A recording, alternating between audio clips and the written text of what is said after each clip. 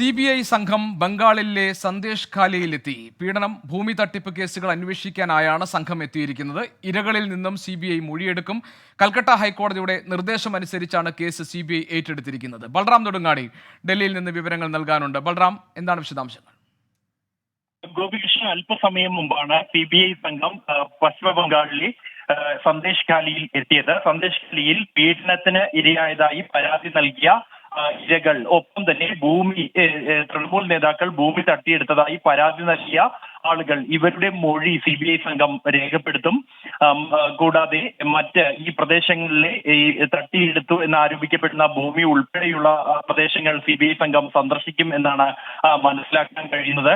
കൽക്കട്ട ഹൈക്കോടതിയുടെ നിർദ്ദേശത്തെ തുടർന്നാണ് CBI സംഘം ഈ കേസ് ഏറ്റെടുത്തത്. നേരത്തെ തന്നെ എൻഫോഴ്സ്മെന്റ് ഡയറക്ടറേറ്റ് സംഘത്തെ സന്ദേശ് ഖാലിയിൽ വെച്ച് ആക്രമിച്ച കേസ് അന്വേഷിക്കുന്ന അതേ സംഘം തന്നെയാണ് സന്ദേശ് ഖാലിയിലെ പീഡനം, ഭൂമി തട്ടിപ്പ് കേസുകൾ കൂടി അന്വേഷിക്കുന്നത്.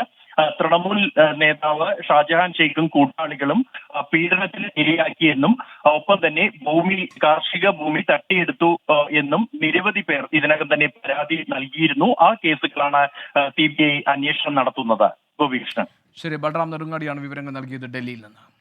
ലോകത്തെവിടെയായാലും ഏത് സമയത്തും 24 വാർത്തകളും ഓഗ്മെന്റഡ് റിയാലിറ്റി പാക്കേജുകളും എക്സ്പ്ലെയിനറുകളും വിശദമായി കാണാൻ ഞങ്ങളുടെ YouTube ചാനൽ നിങ്ങൾക്ക് സബ്സ്ക്രൈബ് ചെയ്യാം.